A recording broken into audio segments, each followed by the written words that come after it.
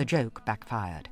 Tory MP Sir Ian Gow had been murdered earlier in the summer, and a by-election was subsequently held to elect his replacement.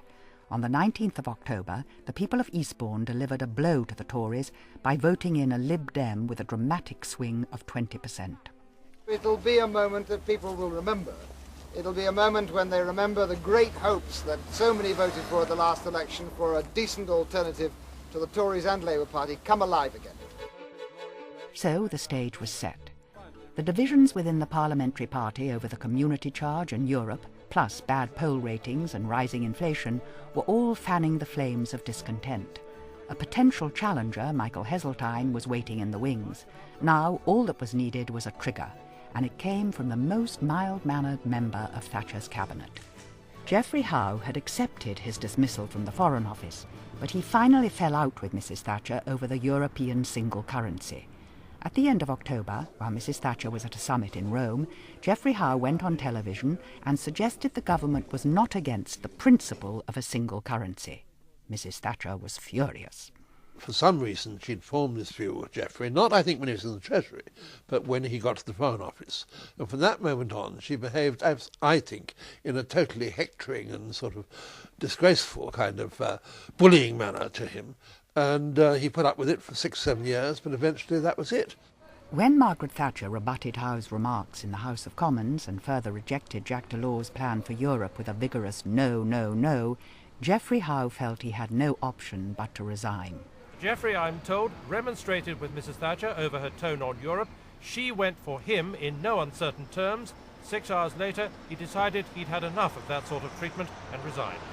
The fact that Margaret and I had moved so far apart from each other on central question of policy, foreign policy, European policy, and as I said in my resignation speech, that involved a conflict of loyalty. I had been loyal to Margaret, and we'd been loyal to each other for 16 years. That was a very strong feature in my mind, obviously. On the other hand, I'd been strongly in favour of a strong British position in Europe for a very long time indeed. I felt that the way we were going was threatening to destroy that British interest. That was the key feature. But we'd also drifted apart in terms of the partnership which had worked so well for so many years. The magic had gone out of the relationship. I've often said people should concentrate on our long marriage and not on our divorce. During the first weekend of November, there was a renewed bout of leadership contest fever. Sensing the mood and applying Tory party rules, Mrs. Thatcher cleared the way for a leadership challenge, setting a date of the 15th of November for the close of nominations and the 20th of November for the first ballot. Initially, there was no firm challenge, only an atrocious by-election result. Labour's victory in Bradford North was never in question, but the scale of it has further undermined Tory morale.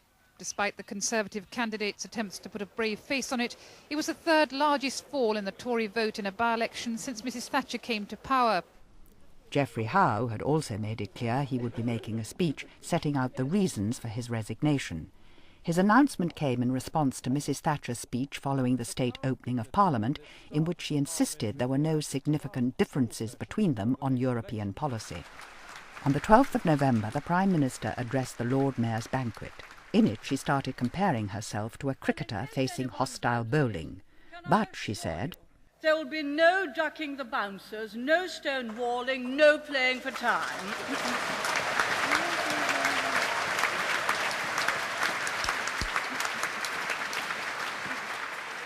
The bowling's going to get hit all round the ground. That's my style.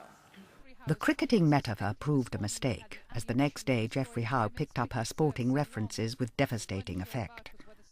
It's rather like sending your opening batsman to the crease, only for them to find the moment the first balls are bowled that their bats have been broken before the game by the team captain.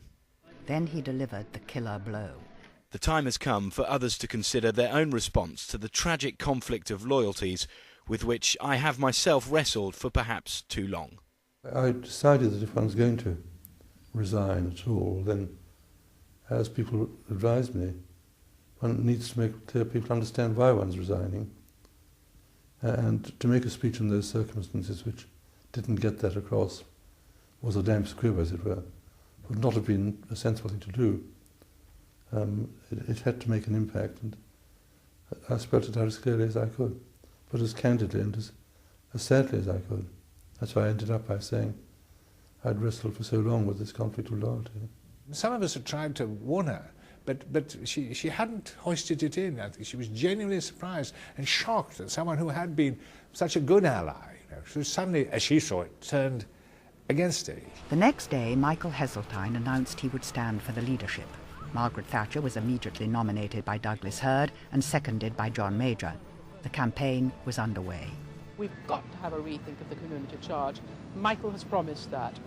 The other good thing about Michael is that his track record in my constituency, in Tavistock, where he was the former Member of Parliament, shows that his keynote quality is that he listens. The challenge was a perfectly legitimate one, but it aroused in her mind great irritation. And certainly it came as a shock. And in the final days, she had to decide whether to go and sign the European Treaty in Paris, not an EU treaty, but a big one with the Americans and others. And people advised her to stay and canvass in the tea room. In those days, the leadership was entirely a matter for members of Parliament. But I thought, as Foreign Secretary, she ought to do her job as Prime Minister, and that it would be a sign of weakness, and interpreted as a sign of weakness, if she didn't go to Paris. It's clear that Mrs. Thatcher and those close to her do believe they're going to win in the first ballot. I most earnestly believe that I shall be in number 10 Downing Street at the end of this week, and a little bit longer than that. On the following day, Tuesday the 20th of November, the result of the first ballot was phoned through to the British Embassy in Paris. Mrs. Thatcher had won, but her majority was not big enough. There would be a second ballot. My own view was that this was a Prime Minister who'd done absolutely necessary things for the country, and that she ought only to be overthrown either in a general election or by a vote in the House of Commons. And I didn't think, and particularly when I moved among foreigners that night in Versailles with a great French dinner, when I listened to people like Cole, listened to people who knew Margaret Thatcher well, who most of them carried scars that she'd inflicted on them, but nevertheless they had a huge respect for her. And they couldn't understand how it was possible in the British system for a Prime Minister with a majority like that in the House of Commons to be overthrown from within her own party. And I listening to them and thinking about it, I came to the conclusion that wasn't right either. So that's why I went on supporting her right through. In London the next day, Mrs. Thatcher made it clear she was not about to quit. I fight on, I fight to win. Later, on returning to Downing Street, she had a stream of visitors, including, one at a time, most of the cabinet. All the ministers promised their support, but many expressed the view that she couldn't win. Kenneth Clarke, then Education Secretary, was more blunt. He advised her to step down. I think the reason I was the first cabinet minister to be called in was because of a conversation I'd had with, I think, John Wakeham earlier in the day.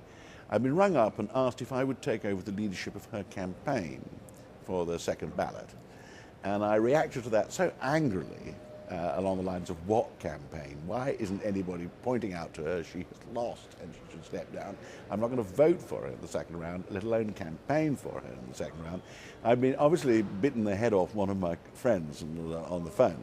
So she'd obviously been advised that I was in some truculent mood and she'd better see me first to help handle the others. And she failed to persuade me. It was a long night, and despite pledges of support and even promises to campaign for her, the overall message was that she couldn't win. At the next day's cabinet meeting on the 22nd of November, Mrs. Thatcher announced her resignation as leader of the party and as Prime Minister.